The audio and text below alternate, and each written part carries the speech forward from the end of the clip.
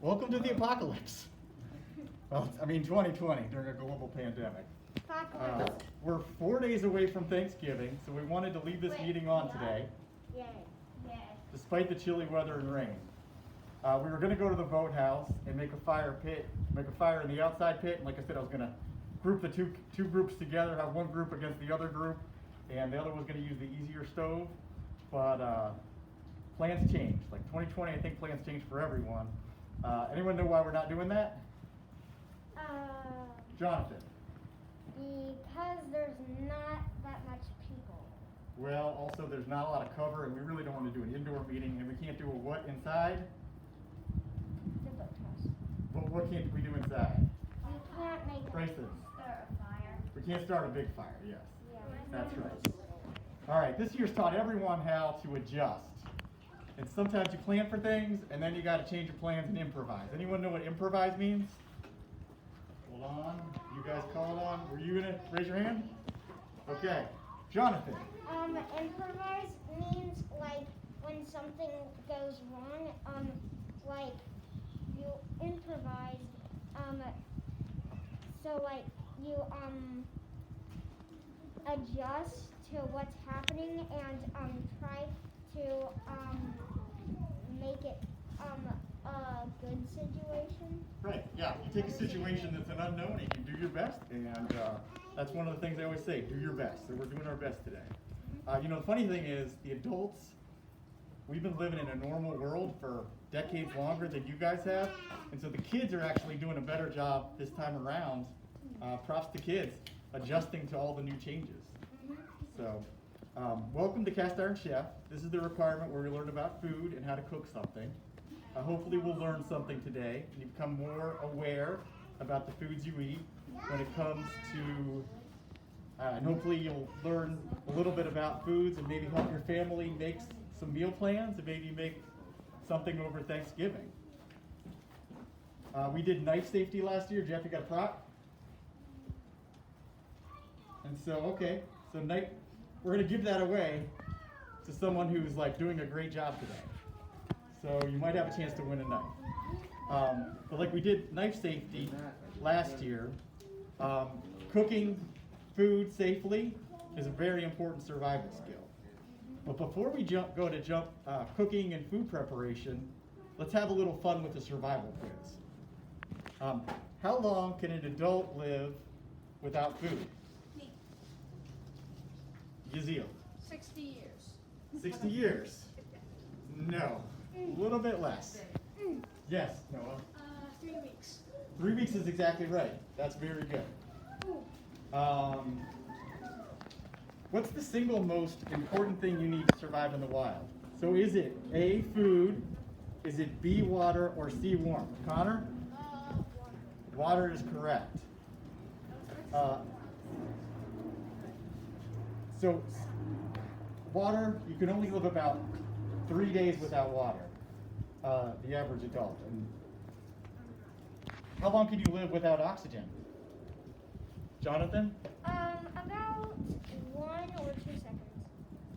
Longer? Hold on. Yazil. You can only live without oxygen for 30 seconds. A little bit longer, close. 3 minutes. 3 minutes is about the longest you're going to live. Yeah, so those 3 things are important. So 3 weeks without food, 3 days without water, and about 30 seconds. No, 3 minutes. You're throwing me off. About 3 minutes without oxygen. All right, so what if you find yourself in a survival situation and it's been about 2 days? I haven't asked my question yet. Should you drink unsanitized creek water or take your chances of being rescued because you're worried about bacteria? So hold on, let's see. Yazil, I'll go to you. Some creeks have lots of bacteria on it, but creeks are the cleanest source of water. Okay, that's a lot. Jonathan, what would you say? I would say wait for somebody to rescue you because it might have like some animal waste in it, and you don't want to drink some of that. Okay, And well, it those are- also, And it also might have some very, very, very bad bacteria in it. Okay, well, you guys were both buzzing like bees around a hive, but you should drink some water, because if stagnant water is the worst and has the most chance of bacteria and parasites. Flowing water, like you were mentioning, Azil, like a creek or a river, would be better. But if you drink water, if you dehydrate and you don't have any water, you're better off drinking water, because it can take a few days. You're buying yourself more time at that point. So it's worth, Jonathan, taking the risk and going ahead and drinking water rather than perishing. So you're just trying to buy time at that time. So the parasites will probably take a few days before they get to you. So if you're backpacking, let's say you're backpacking, and this gallon jug is pretty heavy. So imagine you're trying to fill a backpack, maybe a little bit bigger than this, and you're going to backpack for 4 days. Human needs to drink a lot of water. Are you going to be able to bring all the water and carry it? No. What are you going to do? Bring a water filter or something. You're either going to bring, they have iodine tablets. Or like a liter of water and that's it. You could boil your water, or they have this this type of thing. This is a water filter thing, and we used this a few years ago when we did this same requirement, and we actually went and got water from the creek. And George's brother Louis was one of the only people that would actually trust it and drink it. But so you can bring something like this. See how small that is and lightweight. And then you can take water from the creek and actually filter it through and then drink it. Do you have a question? That is actually called a water purifier. It is a water purifier. And so that's what you do in that situation. Welcome, guys. We're doing a little survival trivia right now. So feel free to chime in. Okay, so if you're in a survival situation and you're looking for insects to eat so you can find nourishment, which ones should you avoid? The big ones, the bright ones, or the ugly ones? Bryson. The bright ones. The bright ones actually is the right answer. Although most insects are edible, a good rule of thumb is to steer clearly of brightly colored ones, as those are the most hairy or pungent. All right. Next question. It's a good idea to build your shelter near what? 1, cliffs, 2, dry riverbeds, or 3, a water source. I'm going to go all the way over here, Ezeal. Water source. A water source is correct. Ding, ding, ding, ding, ding. Staying near a water source is a good idea when building a shelter. You should avoid natural hazards like cliffs and dry riverbeds. See, if you think of if it's a dry riverbed and then it rains, what happens to your campsite? You're gonna get washed. You're going to get soaked. Exactly right. So insect larva contains a lot of protein. Where are the best places to find those insect eggs? Is it the moist area under rocks, attached to the insect, or animal droppings? Jonathan, you had your hand up the whole time, so I'm going to call on you. Insects under a moist rock. That's correct. Insect eggs can be found in moist areas under rocks and inside rotten tree logs or stumps. Okay, why should you avoid sleeping directly on the ground? Noah. Hold on, wait. To avoid bugs is 1. To eliminate the risk of contracting disease, or to keep from losing body heat?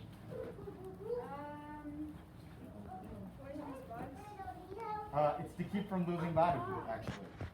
Okay, this was one that I got wrong. Why should you melt snow or ice before drinking it? 1, I'm gonna call it to avoid cutting your mouth on sharp ice. 2, to avoid brain freeze. Or 3, to avoid dehydration. What do you say, Ezeal? Avoid dehydration.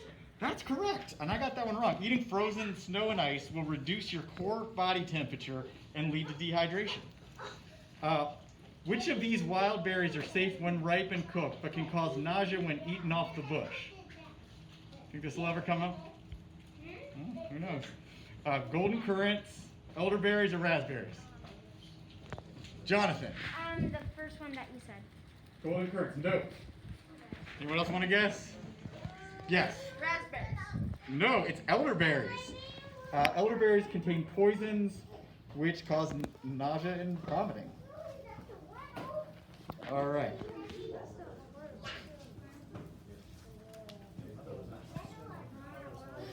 Okay, this is an interesting one. How can you determine the distance of an oncoming storm? 1, by the time between flashes of lightning and claps of thunder. 2, by the length of the lightning bolt. Or 3, by the loudness of the thunder. Yes, Jacob. Loudness of the thunder? You count the number of seconds between the flashes and claps and divide that number by 5 to estimate how many miles away the approaching storm is. I did not know that. That might save my life. All right, back to insects again. This is a fun one, isn't it? An insect diet can actually save your life by providing you which of the much needed bodily sources of energy? Nate. Protein. Protein is correct. So the choices were protein, carbohydrates, and fat. And those are the 3 things that we eat in food. So like if we have Scout popcorn, can you hold up a bag of Scout popcorn? What do you think's mostly in Scout popcorn? Popcorn. Fat is the second biggest ingredient, or as far as, not ingredient, but it's mostly carbohydrate, and then it's fat and very little protein. So that's a snack, not a meal. So a meal is something that makes you fill up like protein. Okay. What do lush vegetation and swarming insects often indicate? 1, dead animals. 2, water. Or 3, fertile soil. Jonathan? It's either a dead animal or water. It's water. Yeah, I thought it might be. I actually guessed dead animal, so I got that one wrong myself. Because bugs also need water. Okay, Nathan, this one I'm calling on you because you haven't raised your hand, okay? Are you ready? Okay, you know what hypothermia is? Okay, you know when you're out in the cold for too long, you might get hypothermia, so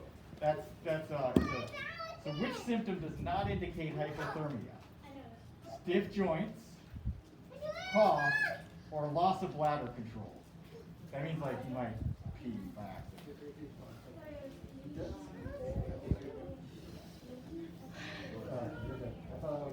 Not a cough. I'll do the next one. This is an interesting one too. Which feature of the snake is used to determine if the snake is venomous? Is it the tail? Is it the eyes? Or is it the tongue?